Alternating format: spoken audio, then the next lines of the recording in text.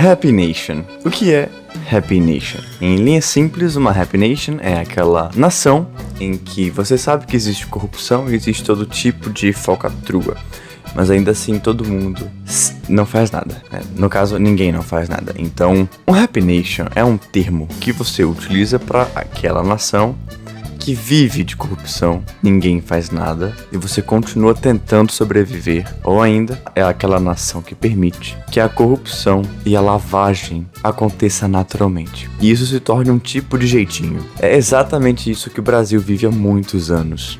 Quizás desde o nascimento da nossa república. Portanto, vamos começar o caos semanal desta semana, já com um pedido de desculpas, porque eu não consegui postar neste final de semana, ou no caso, final de semana anterior. E eu estou gravando agora, neste final de semana. Portanto, pessoal, peço desculpas para vocês, mas, como prometido, está aqui um episódio. A gente vai começar falando da revolta do Nepal. Então, diferentemente do Brasil, né, o Nepal conseguiu reivindicar a democracia para eles através da geração Z, que é uma coisa que até me orgulha, me deixa com um pouco de vergonha, porque nós estamos falando de uma geração nova, aquilo que deveríamos fazer. Então vamos começar logo com o pé direito dessa vez. Revolta no Nepal. População taca fogo em prédios, arrasta autoridades e depõe premier após censura nas redes sociais. O ministro das Finanças e vice-primeiro-ministro do Nepal, Bishu Prasad Paudel, foi capturado e arrastado por manifestantes nas ruas de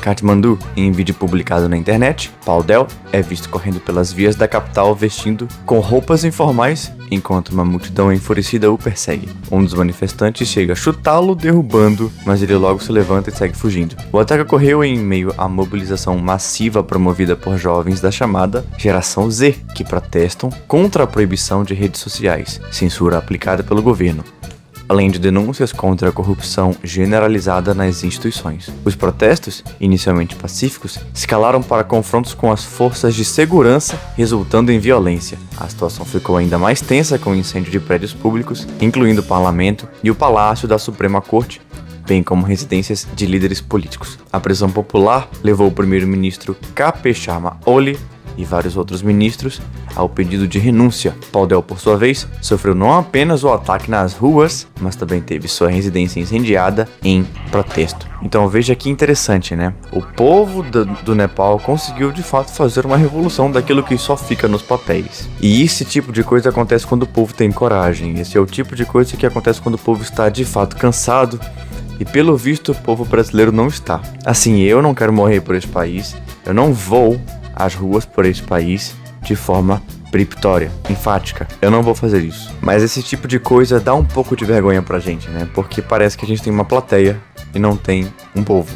A gente tem gente, mas não tem uma unidade. Que, inclusive, é uma coisa extremamente engraçada, porque qual é o sentido de nação? O que significa uma nação? A nação, eu acredito que é justamente aquele conjunto de cultura, língua, você pode colocar um pouco da religião ou até a parte ética e moral da religião e a unidade do povo que vive em conjunto, né? E vive em sociedade. O Brasil, além de estar extremamente polarizado com um lado que claramente é burro, não consegue ter mais forças e energia. E isso é refletido nos indivíduos. Eu sou um jovem e um jovem que já não tem mais força dentro dessa nação. É algo triste. Então você vê um país como o Nepal dando um exemplo pra gente. Mas, pelo visto, a gente não pode nem falar dele direito, já que a nossa Suprema Corte não gosta muito disso. E a gente já começou a semana com essa notícia. Vamos passar para as próximas. O que acontece é que essa semana ela teve coisas pontuais que a gente precisa colocar aqui, porque foram as mais importantes. Então o Brasil vai ficar um pouquinho de lado aqui, exceto pelo caso do Bolsonaro, que foi uma coisa de extrema magnitude e a gente vai comentar também. Todavia, a nossa segunda notícia é o seguinte: Nepal em chamas. Manifestantes incendeiam prédios oficiais e residências de ministros. Uma escalada de protestos toma conta da capital do Nepal, Kathmandu. Então é justamente o que falamos agora há pouco. E isso se estendeu por bastante tempo. Uma coisa que eu acabei de comentar aqui, né? De fato, o país ficou em chamas e eu acredito que você possa chamar isso de revolução, de fato. Enfim, a pressão popular resultou na renúncia do primeiro-ministro K.P. Sharma Oli, que teve sua residência destruída durante os ataques. A crise política se agravou após os protestos de segunda, marcados por choque entre manifestantes e forças de segurança que deixaram 19 mortos e mais de 100 feridos. Pouca gente ainda, né, se você parar pra pensar em termos de guerra. Claro, não foi uma guerra. Não teve um tipo de guerra civil. Mas pare pra pensar que, se a população foi pra cima das forças armadas do país, e se as forças armadas se revidassem completamente com todo o poder bélico que eles têm, porque eles estariam fazendo uma coisa que começa com G. Genocídio. Então, a polícia também tem alma. Pessoas olham pra outras pessoas ainda. Tudo isso aconteceu com o quê? Bloqueio de redes sociais. Cara, eu acho que a única forma do Brasil conseguir seguir este exemplo é se o governo federal de alguma forma censurar mesmo. Assim, não tem mais o que argumentar dentro da corte ou do poder executivo e simplesmente bloquear redes sociais, bloquear internet. Eu lembro de um tempo que falavam anteriormente da Dilma dizendo: vamos bloquear a internet, e uma turma dizia: bloqueia, Dilma, bloqueia a internet. Tenha coragem de bloquear a internet, porque a gente faz isso, isso e isso. Eu acredito que essa é a única forma do Brasil conseguir fazer alguma coisa, alguma mudança, que é quando você pega algo de maior importância para esse povo, que é exatamente brincar de YouTube, brincar de Instagram, brincar de TikTok, e dali você deriva outros monstros. Então, bloqueando isso vai dar força para muita gente. Participarei? Não participarei, mas o Brasil poderia seguir este exemplo do Nepal, mesmo sem bloquear a internet. Próxima notícia, também envolvendo o Nepal. Aqui diz: mais helicópteros são vistos no Nepal retirando a elite política durante protestos em massa. Cara, eles sempre tentam se defender, né? Novas imagens mostram mais helicópteros militares sendo utilizados para evacuar membros da elite política do Nepal em meio aos protestos em massa que paralisaram o país. A movimentação aérea foi acionada em caráter de urgência nas últimas horas, sobretudo em Katmandu, onde manifestantes avançam contra prédios públicos, sedes ministeriais e residências de autoridade. Os voos de resgate têm sido direcionados a regiões onde a tensão saiu do controle das forças de segurança. Em ao menos 3 casos confirmados, ministros e magistrados foram transportados de suas casas diretamente para bases militares fora da capital, após tentativas frustradas de fuga por via terrestre. Covardes. O exército não se pronunciou oficialmente, mas fontes locais relatam que as evacuações foram coordenadas sob ordens diretas do alto comando do governo. É isso, né? Não há mais o que comentar. De fato, o Nepal dando uma surra na gente, uma surra de democracia, uma surra política. Próxima notícia. Fux vota por incompetência absoluta do STF para julgar o caso de suposta tentativa de golpe de Estado. O ministro Luiz Fux, do Supremo Tribunal Federal, abriu divergência na quarta-feira ao votar pela anulação do processo que julga o ex-presidente Jair Bolsonaro e outros 7 acusados de envolvimento em uma suposta tentativa de golpe de Estado em 2022. Em seu voto, Fux sustentou que a corte é incompetente para analisar o caso, uma vez que nenhum dos réus possui atualmente foro por prerrogativa de função. Vocês lembram que eu comentei no último vídeo? O que eu entendia de direito era exatamente isso. Então o STF, através, no caso, o voto do Fux, deu a entender que todos os suspeitos estão sem o foro privilegiado e estão sendo julgados como alguém que tem foro. E, portanto, eles estão sem chance de apelação e eles estão com diversos atributos de pessoas em alto escalão do governo. Eles não estão mais no governo. Não sei se vocês lembram, a gente até hoje está com o Lula na presidência. Então, segundo o magistrado, os atos investigados ocorreram entre 2020 e 2023, período em que a jurisprudência da corte era clara quanto à cassação do foro especial após o fim do mandato. Naquele período, a jurisprudência era pacífica, consolidada, inteligível, que uma vez cessado o cargo, a prerrogativa de foro deixaria de existir. Nesse caso, os réus perderam seus cargos muito antes, afirmou. O entendimento contraria os votos do relator Alexandre e do ministro Flávio Dino, proferidos na terça-feira, que defenderam a manutenção do processo na primeira turma. Fux argumentou que manter o caso no STF viola o princípio do juiz natural e compromete a segurança jurídica. Abre aspas. Estamos diante de uma incompetência absoluta que é impassível de ser desprezada como vício intrínseco ao processo. Fecha aspas. O ministro também mencionou preocupações anteriores com a condução do caso, especialmente após a delação do tenente-coronel Mauro Cid, ex-ajudante de ordens de Bolsonaro. O que mais é engraçado da gente comentar de tudo isso é que, ao que parece, o ministro Fux é o único ministro que é juiz de carreira dentro do próprio STF. Mesmo os indicados por Bolsonaro não têm carreira de juiz, mas ele sim. Então o voto dele, por lógica, por peso, é o que mais tem relevância em toda a corte. Não ironicamente, pelo resultado total, ele foi o único voto contra a competência do STF e caso Bolsonaro. Todo o restante foi a favor da prisão do ex-presidente. Mas isso daí é interessante da gente pontuar porque é insuficiente. O fato de ser insuficiente significa que existe um conluio, porque todos ali continuaram votando, mesmo que a voz do ministro tenha falado claramente para não continuarem. E eles assim o fizeram. É isso que, se eu não estou enganado, significa estado de exceção. Mas, como não sei muito sobre o direito, eu vou me abster de novo. Agora a gente vai para um caso que ele é horroroso. E assim, sempre aparece um gore na minha tela. Pra quem não sabe, gore é um verbo na língua inglesa que significa um tipo de ferimento, né? Só que gore também é um adjetivo. E esse adjetivo significa aquilo que é horrendo, né? Geralmente tem muito sangue, é muito gráfico, ele é muito explícito. Então o gore é utilizado pra isso. E esse foi o caso da ucraniana morta por um homem no metrô. E ela tem um nome bem difícil de pronunciar, mas a gente vai continuar com a notícia aqui, que é o seguinte.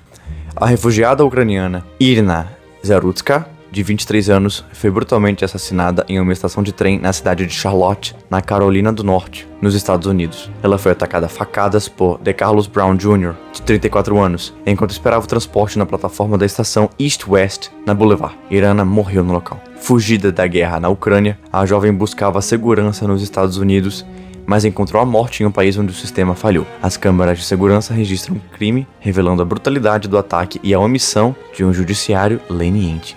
Brown foi preso no local, com ferimentos leves, e formalmente acusado de homicídio em primeiro grau. Mas o assassinato não foi um caso isolado. Brown havia sido preso 14 vezes desde 2011, por crimes como assalto à mão armada, furto, agressão doméstica e ameaças. Eu sei que a mídia americana não noticiou isso com frequência. E não é entrando do mérito do racismo, etc., mas por conta dele ser negro, ele não apareceu na mídia, na televisão e todo o resto. Eu tenho certeza que se fosse o exato oposto, tudo estaria aparecendo na TV. A CNN, a Fox News, a Globo, a Record, o SBT, todos os canais estariam noticiando isso com veemência, causando inclusive um tipo de prejuízo para toda, quiçá, a família inteira desse assassino. Mas, pelo visto, a justiça tem cor e não há mais o que comentar, a não ser dizer que a justiça falhou com a vida desta moça. Eu espero que no Brasil a gente não viva casos assim, independentemente da cor. Mas o vídeo é horrível, porque eu vi ele sem censura, eu vi ele de fato com o gore, que eu falo pra vocês. E o gore continua, né? Porque a gente na semana teve o caso Charlie Kirk, que é a nossa próxima notícia. Charlie Kirk, um dos principais líderes jovens da direita nos Estados Unidos, é alvo de ataque a tiros durante evento em universidade. Saibam primeiro que eu vi o vídeo de 3 ângulos diferentes e pra mim é incrível como o gore chega de uma forma fácil. Eu vi o vídeo de 3 ângulos diferentes e eu acreditava assim, pelo tiro ele não tinha chance nenhuma. E de fato ele não teve. O que acontece é que ele era um dos principais líderes da direita nos Estados Unidos e ele se tornou um alvo extremamente fácil por debater. Ele estava debatendo. Ele fazia isso há muitos anos. Eu conheço o trabalho do Charlie Kirk há pelo menos uns 3 anos. E de fato é isso que ele era. Ele era um ativista político por liberdade de expressão. E dentro dos comentários de liberdade de expressão, ele não fazia nenhum crime. E isso aconteceu numa universidade. Um lugar onde as ideias e o debate é primordial. Dentro de uma universidade, você faz exatamente isso que ele fazia. Você chamava pessoas, debatia, ouvia ideias. Você até mudaria de opinião, se de fato a lógica fizesse sentido para sua vida e para todo o restante. O que acontece é que ele foi morto. E vamos continuar com a notícia. O ativista político Charlie Kirk, presidente da organização conservadora Turning Point USA e um dos principais aliados do presidente Donald Trump entre os jovens republicanos, foi baleado durante uma palestra em Utah, na Utah Valley University, na cidade de Warren. Segundo as informações preliminares divulgadas pela emissora NBC, Kirk foi atingido no pescoço e removido com urgência do local. Ele foi levado ao hospital, mas o seu estado de saúde não tinha sido oficialmente divulgado. Então essa notícia que eu tô vendo aqui com vocês é de ordem cronológica, ou seja, então passou 20 nem 30 minutos, a gente soube que ele morreu. Então essa daqui foi a notícia inicial do caso dele. E aí a gente tem a consumação do fato, que é ativista de direita Charlie Kirk morre aos 31 anos após atentado nos Estados Unidos. Não demorou 30 minutos, gente. Eu vi tudo ao vivo. Enquanto eu tava acompanhando o caso na internet, eu vi os vídeos, vi o que estavam comentando na internet e em seguida soube que ele morreu. Acho que durou em torno de 20 minutos a 30 minutos e a gente soube do caso dele. E gerou muita comoção entre mim e todo o restante da direita que o conhecia. Agora, muita gente está o conhecendo por conta da morte, que é horroroso. Espero que ele de fato se torne um Marte, porque veja como a esquerda mata. Então, não existe mais eufemismo aqui. Esquerda mata. A informação foi confirmada pelo próprio chefe de Estado norte-americano. Abre aspas. O grande e até lendário Kirk está morto. Ninguém entendia ou tinha o coração da juventude dos Estados Unidos da América melhor do que o Charlie. Ele era amado e admirado por todos, principalmente por mim, e agora não está mais entre nós. Escreveu Trump em reportagem na rede dele, Truth Social. O presidente também prestou solidariedade à família do ativista. Abre aspas. Melania e minhas condolências vão para sua linda esposa Erica e sua família. Charlie, nós amamos você. Fecha aspas. Escreveu Donald Trump. Kirk foi atingido por um disparo no pescoço enquanto discursava em um palco montado dentro da universidade. Imagens gravadas por participantes mostram o momento do atentado, quando ele leva a mão ao pescoço e é retirado às pressas, enquanto parte da plateia entra em pânico. Ele foi socorrido e levado ao hospital, mas não resistiu aos ferimentos. Então, de novo, gente, eu volto ao ponto e falo, isso aconteceu numa universidade. Universidade é um lugar onde a maioria é de jovens e de professores. Em tese, é um ambiente que muita gente está ali por meios pacíficos. Não vai haver briga, não vai haver contenda armada, e é um lugar onde primariamente e sumariamente deveria haver debate. Ele morreu debatendo. Por isso não dá nem pra falar que assim, ele foi morto. Ele foi assassinado. Assassino é o adjetivo que você dá para pessoas da pior espécie. Então, isso só mostra que existe um histórico, de um lado, que não se importa em ouvir você, porque tem preconceito com você, enquanto te julgam de preconceituoso. Esse vídeo, ele está um pouco mais tenso que o comum, porque a gente falou de notícias que de fato não só consumaram caos, como também expressam covardias, tristezas, e esse é um episódio de um tanto quanto de luto. Não por mim, mas porque é uma notícia que nós não deveríamos estar dando aqui. O que mais me impressionou em todo esse caso foi o quão as pessoas que supostamente deveriam ser educadas desprezam e comemoram a morte dele. Você não poderia concordar com ele, você poderia não concordar com ele, mas você não deveria querer a morte de pessoas de forma cruel. Nós não estamos falando de pessoas que cometeram crimes de guerra, de ditadores, de desumanos. Nós estávamos falando de um pai de família e um debatedor. Então, essa pessoa foi taxado de extremo por um outro lado extremo. E muitas pessoas comemoraram. Isso não só me dá ojeriza, como também me dá munição. E as pessoas, eu acho que elas não têm noção do que elas causaram. Não sei dizer pessoas, mas eu acredito que a esquerda não percebeu o que causou. Quando você tenta debater de um lado, quando você tenta debater em um lado, sempre tem uma retórica dizendo que você é isso e isso e isso. Você diz que não é. Uma hora a paciência acaba. E quando a paciência acaba, o que resta? O que sobra? Eu não sou a pessoa que vai responder essa pergunta. Eu quero ver o que vai ser daqui pra frente, em todos os âmbitos da política, seja brasileira ou internacional. Porque o Kirk tinha alcance mundial e era em língua inglesa. Isso vai mostrar que o lado que foi taxado de extremista, tomara que apareça como extremo mesmo. Dando uma pequena pausa no caso Kirk, a gente vai falar do caso do Bolsonaro apenas para noticiar rapidamente o que aconteceu. STF condena Jair Bolsonaro a 27 anos e 3 meses de prisão.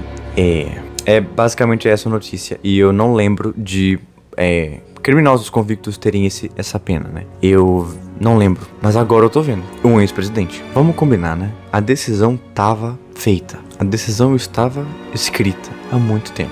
Antes mesmo da gente noticiar aqui. Ou antes mesmo do dia. Antes mesmo do julgamento no dia 12. Próxima notícia também envolvendo o caso Charlie Kirk. Imprensa internacional diz que o assassinato de Charlie Kirk parou os Estados Unidos. Cara, isso é uma coisa extremamente triste. Além do caso em si ser triste, você veja como isso tirou o foco do Brasil, né? Então, o presidente Trump, que estava com olhos fixos no Brasil, teve a sua atenção destoada.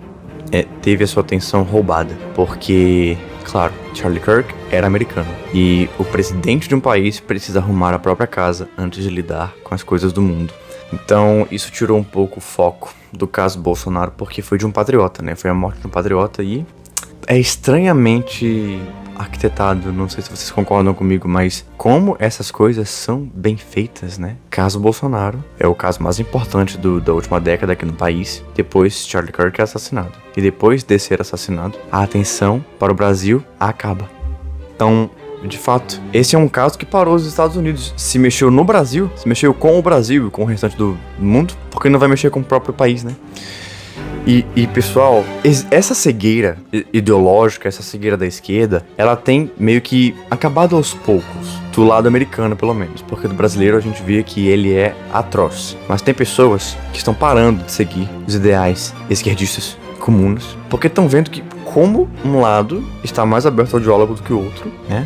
E como esse lado é morto. Você não pode morrer por uma mentira e você não pode morrer por besteira. A mesma coisa, inclusive, aconteceu com os discípulos de Jesus. Ou eles estavam sendo pagos para dizer que todo o caso cristão era verdade, ou eles de fato morreram pela verdade. Então, ninguém morre por besteira, ninguém morre por mentira. Então, da mesma forma que existe gente que tá com essa cegueira acabando, tem gente que vai continuar comemorando coisas horrendas e atrozes. E com isso, nós terminamos o caos semanal por aqui. Diferentemente dos outros episódios, nós vamos terminar com 1 minuto de silêncio em memória do Charlie Kirk. Eu peço a vocês que vejam a descrição do vídeo e até a próxima.